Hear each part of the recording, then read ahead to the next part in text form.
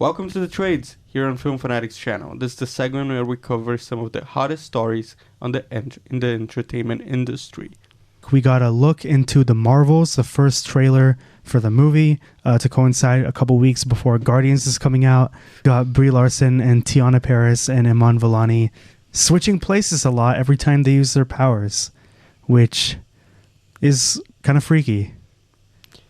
Yeah, you wrote Alan's probably going to be grumpy about it in the doc, and you are not incorrect. God damn it. Actually, you might be, because I don't think I care enough to be grumpy. I actually think it looks like a lot of fun. It looks fun, but it looks very cheap. Even though, the story looks fun.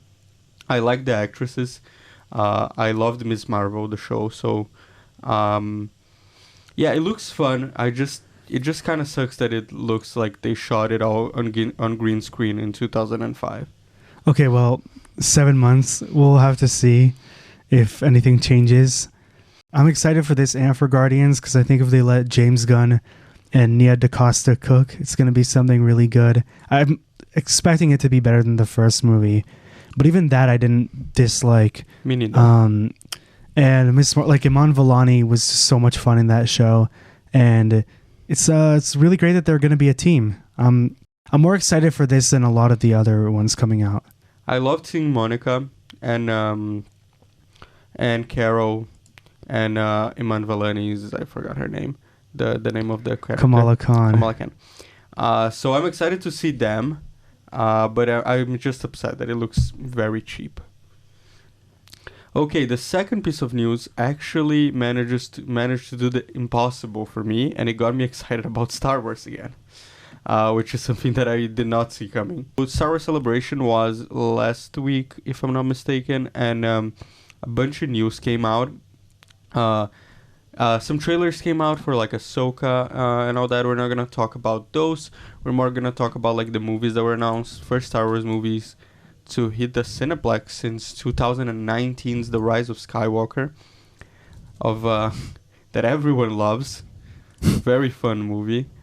So the movies that they announced, it's Star Wars Celebration. Kathleen Kennedy came out. She introduced 3 directors that are gonna take the helm in the actual Star Wars movie that, according to her, is actually happening. But again, we've been burned by her before. They did a whole promotional video with Patty Jenkins and an Taika. X-Wing And Taika. and now those movies we don't know. Yeah. A movie that a lot of the people that are, if you're in the space, you saw coming a mile away, because there's been a lot of news about this movie lately, which is the former Damon Lindelof movie, which now is being helmed by Steven Knight from Peaky Blinders. And not the director of Bumblebee, like Alan once said on the podcast. Yeah, that's a deep Film Fanatics cut. But exactly. Yeah, from Peaky Blinders, and directed by the aforementioned Miss Marvel director. You probably know her name, Sharmeen Obaid Chinoy, and she directed 2 episodes of Miss Marvel. Exactly. So that movie is gonna focus on Rey. It's gonna take place 15 years after the Rise of Skywalker, and Rey is apparently gonna be building the new Jedi Order. I am cautiously optimistic about this one. Were the Jedi even still a thing at the end of that movie? Because I thought that the whole moral of the trilogy was maybe create a new thing. Now she's Skywalker, which is in the middle of the dark and the light. I don't know how I feel about them just going the same Jedi route. That's called a gray Jedi, if you're in the middle of the light and the dark. So I feel like they should focus more on gray Jedi than just Jedi again. They're doing that. Ahsoka's a gray Jedi. But I mean, after Rise of Skywalker, the new formation of it. I mean, I get that. But either way, I'm excited. I love Daisy Ridley. I want to see what they're doing with this movie. I have a hunch that Daisy Ridley is going to be a supporting character. She's the Jedi Master. And it's going to be being focused on the Jedi trainees or something. Maybe. The requel to the requel. Yeah, I think she did confirm that this is not the start of a new trilogy, even though it takes place after. So it's kind of if they do a trilogy after, it will be kind of Solo, a Rey movie in the middle of the 2 trilogies. Exactly. It's not episode 10. Dave Filoni is coming out with his movie. Again, if you were really into this, you probably knew this was going to happen, that all his TV shows on Disney Plus were culminating into a movie. I gotta say, this is the one that I'm most excited about. I trust Dave Filoni at this point of my life. He's proven to be a great visual director and storyteller with the streaming shows, and I'm sure that him and apparently John Favreau as well are gonna do a fantastic job in this. So this movie. is like a Mandalorian, Ahsoka, Boba Fett, Avengers thingy. It's it's kind of like that. But I have a weird feeling that the Mando's not surviving. It's gonna be like Tony Stark. I don't know. No, I'm not sure if he'll survive long enough to be in that movie. Oh, exactly. Maybe. That's the rumor right now, anyway. Ooh, that's an interesting theory that I don't deny, but also he makes them money in merchandise, which is kind of why they reunited him with Grogu. But yeah, apparently that's why that it seems like Jon Favreau is not sticking around. That's also just a rumor right now, because the rumor is that him and Kathleen fought about this because he wanted Grogu to stay training with Luke, and the Mandalorian would be another thing, and she kind of forced his hand. I kind of hate the Book of Boba Fett for that. I really hate the Book of Boba Fett for many reasons. But I don't know how I feel about some of the Disney Plus shows, like Ahsoka. I feel like I'll watch it, but I'm not super hyped about it. I'm very hyped about that one. I'm more hyped about that one than I was for Mando season 3. Sorry. Yeah, I'm halfway into Mando season 3 now, and again, it looks really good, but I don't know, like, they need to rise the stakes a bit. That's all I'm gonna say. They do that. I just watched the last episode. Don't worry, they do that. Okay. Then they announced a James Mangold movie that's supposed to be basically the first Star Wars movie, like in chronologically speaking, would be the Dawn of the Jedi, and right now it looks like it's gonna focus on the dude that found that discovered he had the Force and became the first Jedi. It was also told that like this movie would be kind of like Passion of the Christ, like a religious. Never seen Passion of the Christ. But basically a religious epic in the Star Wars universe. So like he would deal with the religion of the Force. And, like, I think this one's gonna be good. Yeah, I also like that it's like separated from the rest. You know what I think should have been their first movie? The Acolyte. Because I feel like that should have been a movie instead of a show. No, but that's taking place around the same time period, actually. The Dawn of the Jedi. Yeah, so I think The Acolyte would have been a terrific like beginning movie for them, because it also has an all-star cast with like Amanda Stenberg and Lee Jung Jae. That's the show I'm most excited about right now. And I like that with this and The Acolyte, they're going for something where there's not going to be any cameos or any Clone Wars references. It's just going to be like in the Star Wars universe. Is that a criticism against the other stuff that they have references in there? Well, it kind of destroyed Boba Fett for me. It was like becoming not a Boba Fett show, for example. Yeah, but not in general, because like I just think they have to focus a lot less on like the Skywalker saga characters. They're doing that with the Clone Wars characters. Those aren't Skywalkers.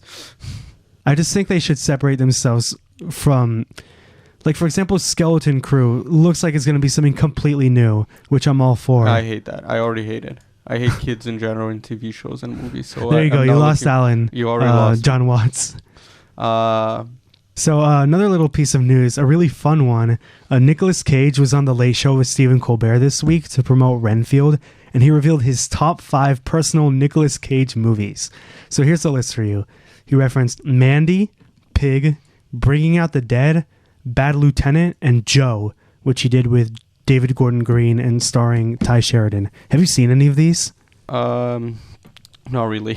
Yeah, me neither. I've almost watched Joe and Pig a couple of times, but I've seen none of these movies. It's funny because when we did our Massive Talent episode last year, I went on a Nicolas Cage frenzy for like a week. I watched like Moonstruck, Con Air, all these movies, and I still haven't gotten to his personal top 5. But Bringing Out the Dead is, I think, a Scorsese movie. What is one that you think he should have put on here? If any. The Unbearable Waste of Massive Talent. I would have loved if he had said it. You know what? I love this movie about me. Unbearable Weight of Massive Talent. He did shout out Face Off also, which would have been on my top 5. Great movie. I Great don't remember my top 5. It's the most Nicolas Cage movie. I wish he had said it. Imagine if he said National Treasure is the best directed movie I've ever done. I would love it. Or Ghost Riders, the best script I've ever read. So let's get into our next piece of news for the day. A Twister sequel from Lee Isaac Chung is in the works with Glenn Powell and Daisy Edgar Jones in talks to star. Please edit that, Gal. What do you think about this? I haven't watched Twister in like 10 years. So I haven't watched Twister, period. Should I watch it? Like, does it... I don't remember. I don't remember it at all. Was it entertaining when you watched it? I have more memory of the Twister ride at Universal, or is it MGM? Not MGM, Hollywood Studios. You know that it used to be called MGM, right? No. Yeah. I didn't know that. Yeah. The MGM Studios Hollywood? Yeah. The park at at Disney was called MGM. Like in your lifetime? Yeah. I went there when it was called MGM. I had no idea. And it was the best. So it's still one of my favorite parks, the Hollywood Studios. Universal Studios Hollywood is a dream. No. Hollywood Studios is a park in Disney World. Oh. Called Hollywood. Wait, but Disney World, like in Florida? Yeah. That's a mind... They have a park called Hollywood Studios. But at Disney World. That's the one in Florida. Yeah. That's a mindfuck right there. And it used to be called MGM. But inside of Disney World. Yeah. Oh, I thought you were talking about Universal Studios Hollywood. That's even weirder. Yeah. Okay. I think... Am I going crazy? I feel like I'm going crazy. It was. Okay. In 1989, it was founded as Disney MGM Studios. That was the name of the theme park, but everyone just called it MGM. And it only changed in 2008 to Disney's Hollywood Studios Park. So that's... You never been to this park? Wait, it's not Disneyland. No, it's at Disney World in Florida. Oh. I've never been to Disney World in Florida, no. Really? I've been to Disneyland. Yeah, the shitty California Adventure. How is it shitty? It's literally Disneyland. Have you been to Disney World? It's so much better. No. It's huge. Man. It's so much better. Do you want to go with me to Florida now? Yes. All right. Yes. And Hollywood. This is actually my favorite park. Okay. And so it's a park that all the rides are based on like Hollywood stuff. It's really fun. That's cool. That's really cool. They have like what is it called? Like you know, like the Jaws ride at Universal, the shark comes up on you. Like they have something like that, but like for stunts in movies. So like you kind of you go around and a bunch of stunts happen around you. It's amazing, like explosions and people fighting and all that. It's like Tom Cruise's wet dream right there. It's really fun. So yeah, I haven't been there in like 10 years, but I remember being my favorite. Anyway, they had a Twister ride that was incredible. That like the ground shook and like everything fell on you. It was so fun, and like you saw like the cow flying around, it was like a simulation of a Twister. So like you would go in and you would see the Twister and everything flying around and everything starts. Oh, so it's kind of like Star Tours or whatever it's called, where you go into a room. Yeah, you go into like multiple rooms, like, and you see like the Twister from like different angles, kind of. So you're basically living the beginning of The Wizard of Oz. Kind of. Or all of Twister. I guess I haven't seen Twister, so I can't properly reference it. Yeah, I'm assuming that's what it is. Because it's called Twister. But listen, when you have Glenn Powell and Daisy Edgar Jones in a movie together, directed by Lee Isaac Chung, I could care less what the movie's about. That trio sounds fun. Sounds gonna be a good time. Even though we just talked about Disney a whole bunch. It's really interesting that the Lee Isaac Chung went from Minari and like 3 Oscar nominations to like Mandalorian to like now he's doing blockbusters completely. Which is kind of cool. Which is good because blockbusters have been having kind of a weird time. So maybe if we have like more auteur directors, it will make it work. Yeah, so original Twister, I've never watched it. Someone in the comments let me know if it holds up. It's from 96, which is the year I was born, I think. Oh, so it's special for Alan then. Yeah, it's from the year I was born. Thank you guys so much for watching this episode of The Trades. Remember to like and subscribe, and we'll see you guys when we see you guys. Exactly. See ya. Film Fanatics. From the silver screen to your earphones with Alan Azulay and Gal Balaban.